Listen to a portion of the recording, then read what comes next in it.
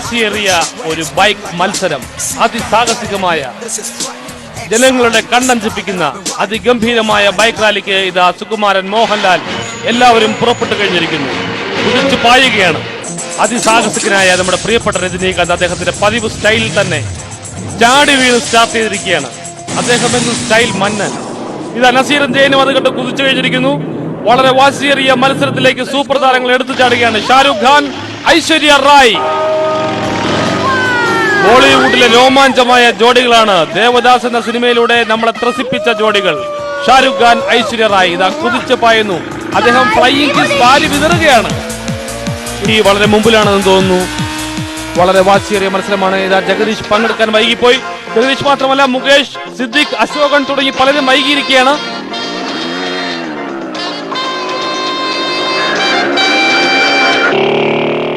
ബോളിവുഡിൽ നിന്നും തസ്കര വീരൻ ബൈക്ക് റാലിയിൽ പങ്കെടുത്തുകൊണ്ടിരിക്കുന്ന അമീർ ഖാൻ വളരെ മുമ്പിലാണ്. അദ്ദേഹത്തിന്റെ തൊട്ടുപുറകിലെന്നും ആരുമില്ല. ഇതാ അദ്ദേഹത്തെ മറികടന്നിരിക്കുന്നു. ആരാണെന്നറിയില്ല, ഹെൽമെറ്റ് വെച്ചിരിക്കുന്നു. മലയാള താരങ്ങളാവാം. വളരെ വാശിയേറിയ മത്സരമാണ്. അദ്ദേഹത്തെ എല്ലാവരും മറികടന്നു കഴിഞ്ഞിരിക്കുന്നു. ഇതാ ഹിന്ദി സിനിമയിലെ എക്കാലത്തെയും ജോഡി ധർമ്മേന്ദ്ര, അമിതാഭ് ബച്ചൻ. അവർക്കിതൊരു ഉല്ലാസ യാത്രയാണെന്ന് തോന്നുന്നു. എന്തായാലും അവർ ആസ്വദിക്കുന്നുണ്ട്. വളരെ സന്തോഷവാന്മാരാണ് രണ്ടുപേരും.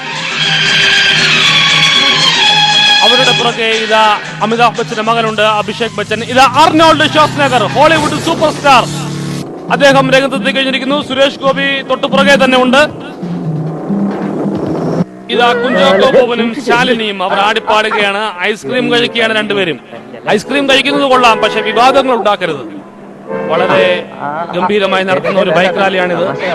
ഐസ്ക്രീം കഴിച്ച് വിവാദങ്ങൾ ഉണ്ടാക്കി ഞങ്ങളെ കുഴപ്പത്തിൽ ചാടിക്കരുത് എന്നൊരു അപേക്ഷയാണ്. ഇതാ ജഗദീഷ് ശ്രീകുമാർ, അദ്ദേഹം വച്ചു പിടിക്കുകയാണ്. ഇതാ പൃഥ്വിരാജ് മലമ്പാതകളിലൂടെ എളുപ്പവഴിക്ക് വരികയാണ് അദ്ദേഹം. ജയനും നസീറും, അർണോൾഡ് ഷ്വാസ്നഗർ. നമുക്ക് അദ്ദേഹത്തെ എളുപ്പത്തിന് വേണ്ടി ആരനാട് ശിവശങ്കരൻ എന്ന് വിളിക്കാം. ഇതാ ശ്രീനിവാസൻ. ആരനാട് ശിവശങ്കരന് ഒരു ഭീഷണിയായി തിരിക്കുന്നത് ശ്രീനിവാസനാണ്. ആര്യനാട് ശിവശങ്കരന്റെ തൊട്ടുപിറകിലായി നസീറും ജയനും കുതിച്ചു പായുന്നു. മുകേഷും സിദ്ദിഖും ഉണ്ട്. പക്ഷേ വളരെ മുന്നിലായാണ് ശങ്കറിന്റെ പോക്ക്. ശങ്കറിനെ തോൽപ്പിക്കാൻ കഴിയുമെന്ന് തോന്നുന്നില്ല. ശങ്കരൻ ഇത് ഇത്ര കണ്ടതാ മക്കളെ. ഇതാ രജനീകാന്ത് അദ്ദേഹത്തെ മറികടന്ന് പോയി കഴിഞ്ഞിരിക്കുന്നു. രജനീകാന്ത് അദ്ദേഹത്തെ മറികടന്നിരിക്കുന്നു. വളരെ സ്പീഡിലാണ് അദ്ദേഹം. ഇതാ ആര്യനാട് ശിവശങ്കരന്റെ അതിസാഹസികമായ പ്രകടനം. വണ്ടർഫുൾ. ഇത് ശിവശങ്കറിന് മാത്രം കഴിയുന്ന അത്ഭുത സിദ്ധിയാണ്. ഇതാ മണിയൻപിള്ള രാജു ബൈക്ക് റാലിയിൽ പങ്കെടുക്കാൻ വളരെ ലേറ്റായിട്ട് തന്റെ വിജയ് സൂപ്പറിൽ അദ്ദേഹം പുറപ്പെട്ടിരിക്കുകയാണ്. അദ്ദേഹത്തിന്റെ പോക്ക് കണ്ടെന്നൊക്കെ ഈ ബൈക്ക് റാലി മാത്രമല്ല, കേരളം മുഴുവൻ കുട്ടിച്ചോറാക്കാനാണ് അദ്ദേഹത്തിന്റെ പരിപാടി എന്ന് തോന്നുന്നു.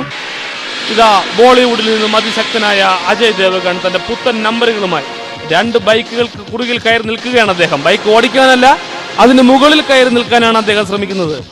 അദ്ദേഹത്തിന്റെ നിൽപ്പ് കണ്ടെന്നൊക്കെ ഒരു വെല്ലുവിളി പോലെയുണ്ട്. മലയാള ചലച്ചിത്ര താരങ്ങളോടുള്ള ഒരു വെല്ലുവിളിയാണ് അദ്ദേഹത്തിന്റെ ആ നിൽപ്പ്.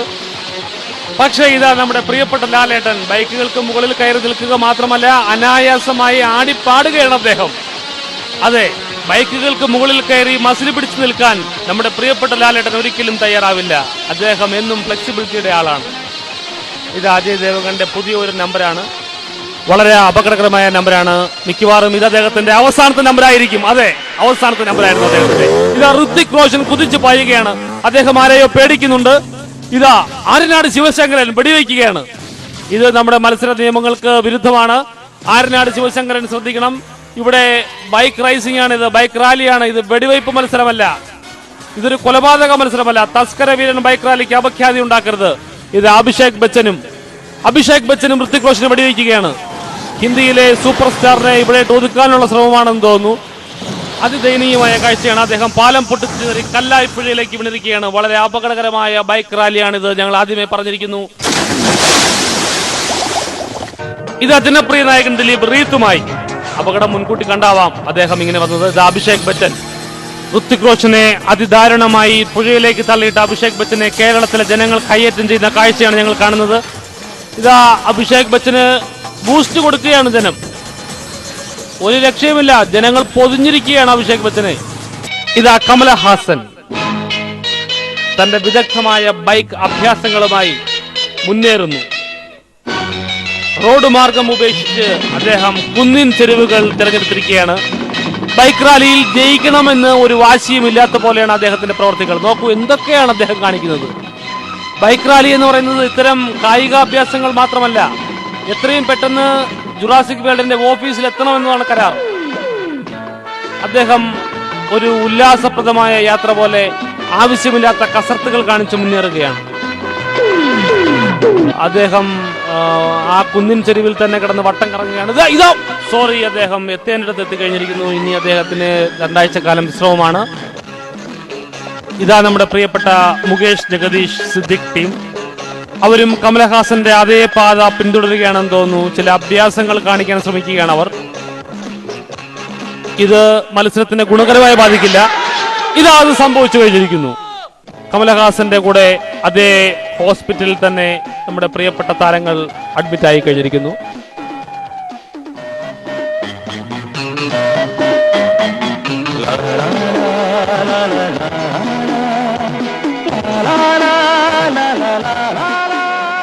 തസ്കര വീരൻ ബൈക്ക് റാലി നടന്നുകൊണ്ടിരിക്കുകയാണ്. ഇതാ സൂക്ഷിച്ചു നോക്കൂ, ഈ വരുന്നത് നമ്മുടെ പ്രിയപ്പെട്ട സൂപ്പർ സ്റ്റാർ ആണ്. അദ്ദേഹം ഇതാ അപ്രത്യക്ഷമായിരിക്കുന്നു. അദ്ദേഹത്തെ ഒന്നുകൂടി കണ്ടാൽ മാത്രമേ നമുക്ക് ഉറപ്പിച്ച് പറയാൻ കഴിയൂ. ഞങ്ങൾക്ക് സംശയമുണ്ട്. അതെ, അത് മമ്മൂട്ടിയാണ്. നിങ്ങളുടെ പ്രിയപ്പെട്ട വല്യേട്ടനാണ് ആ രാജാപ്പാർത്ത വേഷത്തിൽ സഞ്ചരിച്ചുകൊണ്ടിരിക്കുന്നത്. ഏതായാലും ലോക ചരിത്രത്തിൽ തന്നെ ഒരു ചലച്ചിത്രവുമായി ബന്ധപ്പെട്ട് ഇത്തരം ഒരു ബൈക്ക് റാലി സംഘടിപ്പിക്കുന്നത് ഇതാദ്യമായിട്ടായിരിക്കും. തസ്കര വീരൻ എന്ന ഈ സിനിമയുടെ പേര് സൂചിപ്പിക്കുന്നത് പോലെ തന്നെ ഈ മത്സരത്തിൽ 1-ാം സ്ഥാനത്തെത്താൻ വേണ്ടി വളരെ വാശിയേറിയ ശ്രമമാണ് നടന്നുകൊണ്ടിരിക്കുന്നത്. ഇതാ തസ്കര വീരൻ മമ്മൂട്ടി ഫിനിഷിംഗ് പോയിന്റിൽ എത്തിക്കഴിഞ്ഞിരിക്കുന്നു. അദ്ദേഹം ഒരു പഠിച്ച കള്ളനെ പോലെ, ഒരു തസ്കര വീരനെ പോലെ തന്നെ ഒരു ചെറിയ ഊട് വഴിയിലൂടെ തിരിഞ്ഞ് ഓഫീസിൽ എത്തിയിരിക്കുകയാണ്. 20 ലക്ഷം രൂപ ഇനി അദ്ദേഹത്തിന് സ്വന്തമാണ്. മറ്റാരും എത്തിയിട്ടില്ല. അദ്ദേഹവും അദ്ദേഹത്തിന്റെ ഉറ്റ സുഹൃത്തും. അതാരാണെന്ന് നമുക്കറിയില്ല. ഏതോ ഒരു ചലച്ചിത്ര താരമാണെന്ന് തോന്നുന്നു. അതെ, ജഗദീഷ് ശ്രീകുമാർ.